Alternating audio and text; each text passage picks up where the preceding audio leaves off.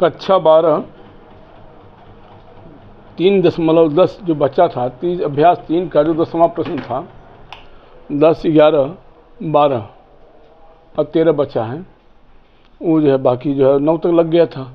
अब देखिए क्या है, 10वां सवाल है, कह रहा है किसी मीटर सेट में जब प्रतिरोधक यस बराबर है 12.5 ओम हो, ये यस कितना दिया है 12.5 ओम है, तो संतुलन बिंदु, ये जो संतुलन बिंदु है सिरे ए से 39.5 सेमी की लंबाई पर प्राप्त होता है।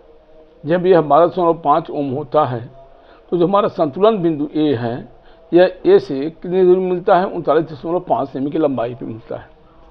आर का प्रतिरोध ज्ञात कीजिए, हमें आर का प्रतिरोध ज्ञात करना है। ठीक है, अब बात आती है व्हीट स्टोन सेट या मीटर सेट में प्रतिरोधकों के संयोजन के लिए मोटी, ये जो मोटी है कापर की पत्तियां क्यों लगाई जाती हैं, प्रयोग में क्यों लाई जाती हैं। ठीक है, बी नंबर प्रश्न है आपका, आर व यस को अंतर माने आर के स्थान पे यस को कर दें और यस के स्थान पे आर को कर दें। ठीक है, आर और यस को अंतर बदल करने पर उपरोक्त सेतु, जो सेतु है ये सेतु जो दिया गया है कि ए से 39, यहाँ इसका मान इतना दिया गया है, ए से 39.5 मिल रहा है, तो ये सेतु जो है उपरोक्त सेतु का संतुलन बिंदु ज्ञात कीजिए। मैंने संतुलन बिंदु होगा ये कहाँ पर होगा, यानी आर के स्थान पर जब हम यस लिख दें, यस के स्थान पे आर लिख दें, तो संतुलन बिंदु कहाँ पर मिलेगा, ये बी नंबर सवाल है। ठीक है, और सी नंबर में क्या कह रहा है, यदि सेतु के संतुलन की अवस्था में, सेतु क्या है संतुलन की अवस्था में है। ठीक है, और गैल्वेनोमीटर और सेल को, गैल्वेनोमीटर और सेल को अंतर बदल कर दें, मैंने सेल को यहाँ लगा दें, इसको यहाँ लगा दें। ठीक, तब क्या गैल्वेनोमीटर कोई धारा दर्शाएगी, क्या तब धारा दर्शाएगा, ये सवाल है सी नंबर में। ठीक, प्रश्न समझ में आया आप लोगों को। अब देखिए बात ये है, मीटर से ए नंबर का बात, मीटर सेत के संतुलन का प्रतिबंध क्या होता है, इस मीटर सेत का प्रतिबंध क्या होता है, आर बटा यस, यानी आर अपान यस इजकल टू यल अपान 100 माइनस यल। ध्यान देना, क्या है आर अपान यस इजकल टू यल अपान 100 माइनस यल। हाँ, यहाँ यल बराबर कितना है 39.5 और यस बराबर कितना है दिया है आपको 12.5। ठीक, अब हमें आर निकालना है, आर इजिकल टू क्या होगा, यस से गुणा हो जाएगा, यानी यल अपान 100 माइनस यल इंटू यस होगा। तो अब यहाँ हम लिख दिए, हम यही होगा आपका 39.5 हमारा दिया है और ए हमारा 12.5 है, और 100 ऋण 39.5 कितना होगा 60.5, दशमलव इसमें है, दशमलव इसमें है, ऊपर नीचे है, दशमलव को काट दिया। अब 5 से भाग दे दिया, 25 पंजे 125 और 25 बरहियम 60 और 5 1 5 121।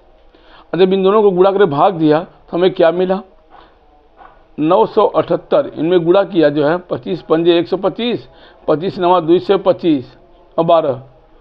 ठीक है, 237 और 25 या 75 जो है 200, हाँ 225 और 12 25 या 75 और जो है कितना 98। ठीक है, तो अभी क्या मिला, हाँ 25 पंजे 125, 25 नवा 225। 1 मिनट रुक जाइए फिर से कर लें। ठीक है, 25 पंजे 125 हासिल लगा 12 और 25 नवा 225, 225 और 12, यह 5 7 और यहाँ 3 2 23। ठीक है, और 25 या 75, 75 और 23, हाँ सही है। ठीक है, मैंने 987.5 बटे 121। ठीक है, अब इसमें जब भाग दिया हम तो हमें क्या मिला 8.2 ओम मिला। ठीक, आइए अगला बी जो है यहाँ बात किया है कि व्हीट स्टोन सेट या मीटर सेट में प्रतिरोधकों के संयोजन के लिए मोटी कापर की पत्तियां क्यों लगाई जाती हैं, ये मोटी पत्तियां क्यों लगाई जाती इसके बात है। ठीक है, अब मीटर सेट में प्रतिरोधकों के संयोजन के लिए तांबे की मोटी पत्तियां संयोजन तारों के प्रतिरोध को न्यूनतम करने के लिए लगाई प्रयुक्त की जाती हैं। जो संयोजन तार हैं इनकी जो प्रतिरोध है उसको कम से कम करने के लिए ये मोटी कापर की पत्तियां लगाई जाती हैं। अब देखो, क्योंकि सूत्र में संयोजन तारों के प्रतिरोध की गणना में नहीं लिया गया है, जो इनके तार का प्रतिरोध है उसको गणना में नहीं लिया गया है। ठीक है। अब बी नंबर जो है आर व एस को अंतर बदल करने पर संतुलन बिंदु ज्ञात कीजिए। अब देखिए बी नंबर, यदि आर व एस यानी आर के स्थान पे एस और एस के स्थान पे आर अंतर्भ कर दिया जाए तो यल व 100 माइनस एल भी बदल जाएंगे। यानी अगर हम आर के स्थान पे एस करेंगे, एस को यहाँ करेंगे तो यल यहाँ हो जाएगा, 100 माइनस एल यहाँ हो जाएगा। ठीक है, बदल जाएंगे। तो यानी नई हमारी लंबाई क्या होगी संतुलन बिंदु की, यल डैश बराबर क्या होगा, तो 100 माइनस यल 100 माने ये हमारा कहाँ होगा 60.5 सेमी मिलेगा। कहाँ मिलेगा 60.5 सेमी हमारा यल होगा और ये 100 माइनस यल होगा। ठीक है, अब बात आती है नंबर 3 सी नंबर, यदि सेतु के संतुलन बिंदु की अवस्था में गैल्वेनोमीटर और सेल को अंतर बदल कर दिया जाए, इसके स्थान पर इसको स्थान पर इसको कर दिया जाए, तब क्या दर्शाएगा। देखिए, ये धारा मापी और सेल की स्थितियाँ परस्पर बदल दी जाए, मानी ये दोनों बदल दी जाए, तो संतुलन बिंदु क्या होगा, वही रहेगा। क्या रहेगा, जहाँ पे संतुलन बिंदु वही रहेगा। ठीक है, जबकि सेतु की सुग्राहिता बदल जाएगी। क्या होगी, इस सेतु की जो सुग्राहिता है वह क्या होगी, बदल जाएगी। अब धारा मापी में नियत धारा बहेगी। क्या होगा, अब धारा मापी में नियत धारा बहेगी और धारा मापी नियत धारा दर्शाएगा। क्या दर्शाएगा, नियत धारा दर्शाएगा। ठीक है, प्रणाम बाबू। हाँ देखिए 10वां अब 311 जो है मैंने अभ्यास 3 का 11वां नंबर सवाल है आपका। क्या कर रहा है कि 8 वोल्ट विद्युत वाहक बल की एक संचायक बैटरी है। ये संचायक बैटरी है जो 8 वोल्ट की है और जिसका आंतरिक प्रतिरोध R जो है स्मॉल r क्या 0.5 ओम है। ठीक है, 8 वोल्ट की एक संचायक बैटरी विद्युत वाहक बल जिसका 8 वोल्ट है, इसका आंतरिक प्रतिरोध 0.5 है, को श्रेणी क्रम में 15.5 ओम किस क्रम में जोड़ा गया है, देखिए श्रेणी क्रम में जोड़ा गया है। ठीक है, का उपयोग करके 120 वोल्ट के डीसी स्रोत द्वारा चार्ज किया जाता है। इसको किसे चार्ज किया जाता है, देखिए ध्यान दें, 8 वोल्ट की विद्युत वाहक आपकी संचायक बैटरी है, इसका अंत प्रतिरोध कितना है 5 ओम है। इसको जो है श्रेणी क्रम में जो है ये R 15.5 ओम से जोड़ करके 120 वोल्ट के डीसी स्रोत से चार्ज किया जाता है। ठीक है, चार्ज होते समय बैटरी की टर्मिनल वोल्टता क्या है। ठीक, पहला सवाल है।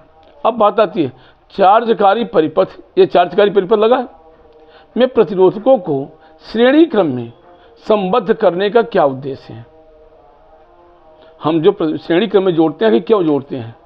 ठीक है, अब देखिए आइए आप, जब बैटरी को 120 वोल्ट की डीसी सप्लाई से आवेशित किया जाता है, चार्ज किया जाता है, आवेशित माने चार्ज किया जाता है।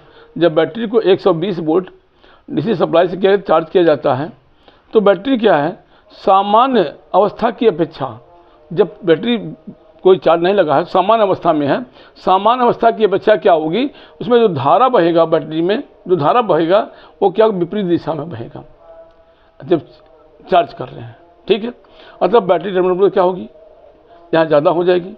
जब आप बताया था जब हम चार्ज करते हैं तो वहाँ क्या होता है, V बराबर क्या होता है, E + IR होता है। ठीक, अब हमारा विद्युत वाहक बल कितना 8 वोल्ट है, ये R कितना है, इतना है, तो हमारा V बराबर कितना होगा, देखिए हाँ जन। अब परिपथ में धारा क्या होगी, धारा I बराबर क्या होगा, हमारा 120 वोल्ट माइनस 8 बटे 15.5 हाँ धन ए, यही होगा। यानी कितना होगा 120 में 60 गया 112 हाँ कितना 112 बटे कितना होगा 16, जोड़ दोगे 16 आएगा, 16 सत्ते 112। धारा कितना मिलेगा 7 एम्पियर, धारा कितना मिलेगा 7 एम्पियर। अब V बराबर क्या होगा E + IR, E कितना है 8 है हमारा, E कितना है 8 है और हमारा I आ गया 7 एम्पियर मिल गया हमको। ठीक है, और 7 गुणित हमारा अंतिम प्रतिरोध कितना है इतना E + IR, यानी इतना कितना होगा 8 305 बराबर कितना होगा 8 3 11 11.5 वोल्ट हमारा क्या हुआ टर्मिनल वोल्टता। किस समय, चार्ज होते समय हमारी टर्मिनल वोल्टता कितना आई 11.5 वोल्ट। ये बात समझ में आया। ठीक, आगे देखो आप फिर से देख लो, जब हम बैटरी को क्या करते हैं 120 वोल्ट की सप्लाई से, यहाँ सवाल है ना, को प्रतिरोधक चार्ज होते समय बैटरी की टर्मिनल वोल्टता क्या है, ये है। तो अब जब हम इसको सप्लाई देते हैं 120 वोल्ट की बैटरी से, तो बैटरी क्या होती है, एक सामान्य जो अवस्था होती है उसकी अपेक्षा उसकी धारा जो है विपरीत दिशा में बहने लगती है, और टर्मिनल वोल्टता जो है V बराबर हमारा जाता है E+IR। ठीक है, यहाँ हमको दिया है E भी दिया है, R भी दिया है। हम आज जानते हैं I बराबर क्या होगा, इतना माइनस इतना बटे R+R। हाँ, 1 से 12 16, 16 से 1 से 12। अब V बराबर हम रख दिए हम इसको I के मान, E प्लस मैंने 8 धन 7 बराबर 8 3 11.5 वोल्ट।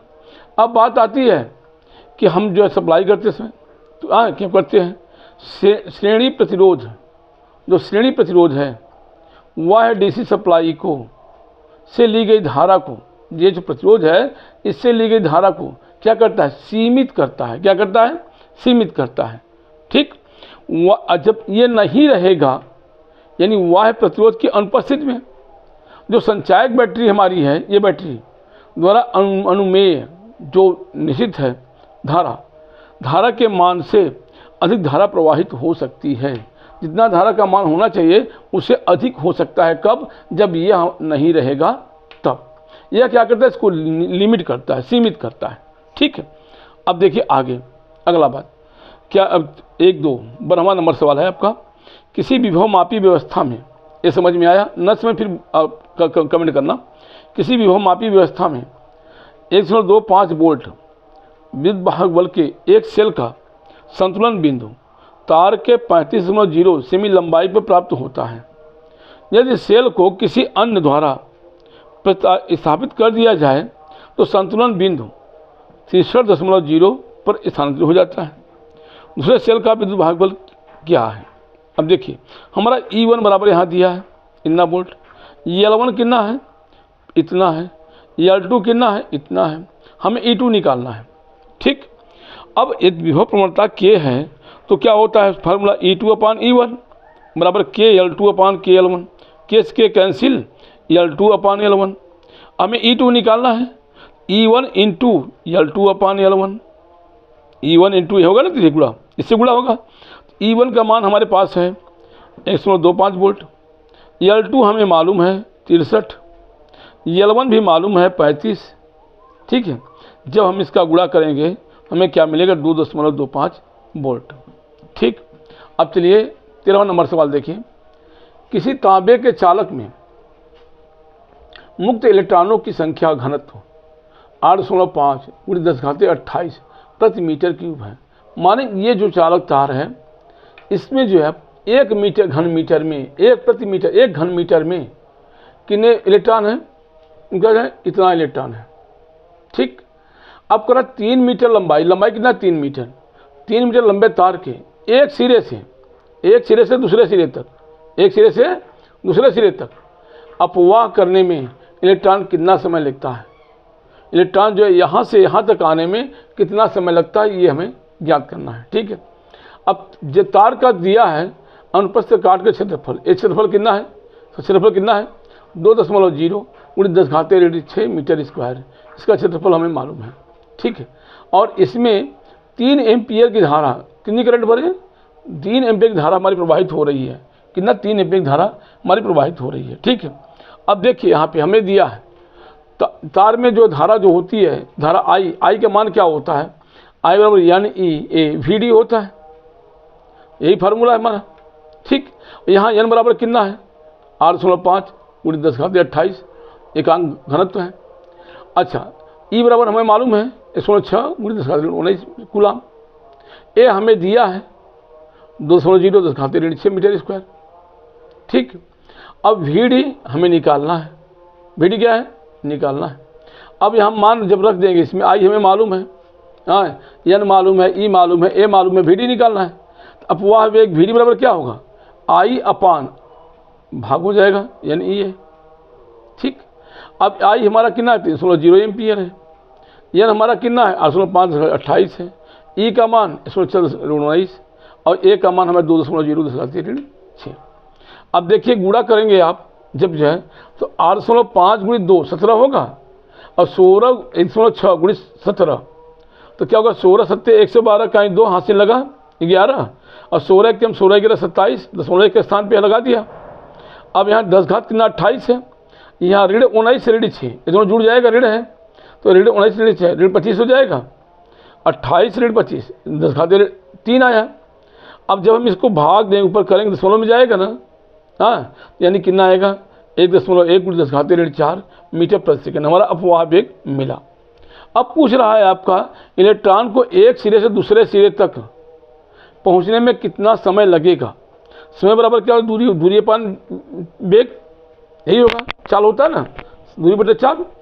तो यानी हमारा कितना हुआ, दूरी हमारा 3.0 मीटर है और चाल हमें मिल गया है 1.4। हम भाग देंगे इसमें तो क्या मिलेगा हमें, 2.72 × 10 घात 4 सेकंड लगेगा। जब हम इसको बदलते हैं तो 7 घंटा 33 मिनट, मैंने 7 घंटा 33 मिनट में इलेक्ट्रॉन हमारा जो है 3 मीटर लंबी तार को एक सिरे से दूसरे सिरे तक पहुंच जाएगा। ठीक है, धन्यवाद आप लोगों को।